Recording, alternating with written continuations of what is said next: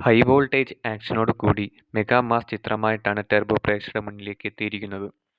Megastar മമ്മൂട്ടിയുടെ ഒരു one man show തന്നെയാണ് ഈ സിനിമ. ടെർബോ ജോസ് എന്ന കഥാപാത്രമായിട്ടാണ് മമ്മൂട്ടി ഈ സിനിമയിൽ എത്തുന്നത്. ഒരു ത്രില്ലർ പടം എന്ന് തന്നെയാണ് ടെർബോ എന്നത് യാതൊരു സംശയമില്ല. മാസ് സിനിമകൾ അദ്ദേഹത്തിന് കൂടുതൽ ആരാധകരെ ഉണ്ടാക്കിയിട്ടേ ഉള്ളൂ.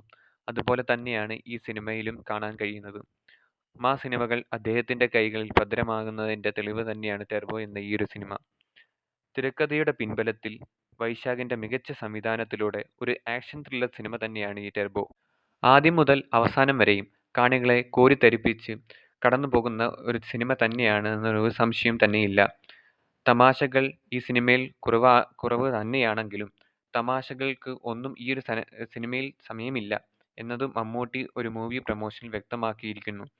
വളരെ അധികം കഷ്ടപ്പാടുകളുടെയും പ്രയാസങ്ങളുടെയും മാത്രമേ ഒരു ആക്ഷൻ സിനിമ പ്രേക്ഷകർ ആഗ്രഹിച്ചതിന് അനുസരിച്ചെത്തുകയുള്ളൂ. എന്നാൽ ഈയൊരു സിനിമകൾ പ്രേക്ഷകർ പ്രതീക്ഷിച്ചതിലും അപ്പുറമാണ്. ടെർബോ എന്ന സിനിമ മമ്മൂട്ടിയിലൂടെ പ്രേക്ഷകർക്ക് എത്തിയിരിക്കുന്നതും ആ രീതിയിൽ തന്നെയാണ്. ഒരു 75 വയസ്സായ ആളാണ് ഈയൊരു ആക്ഷൻ കാണിക്കുന്നതെന്ന് ഒരിക്കലും വിശ്വസിക്കാൻ കഴിയാത്ത കാര്യത്തിൽ ഒന്നാണ്.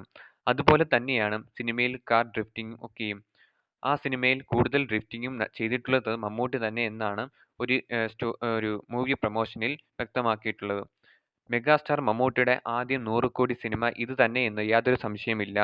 ഒരു തിയേറ്റർ എക്സ്പീരിയൻസോട് കൂടിയ പടം തന്നെയാണ് ടെർബോ എന്നതിന് ഒരു സംശയം ഇല്ല.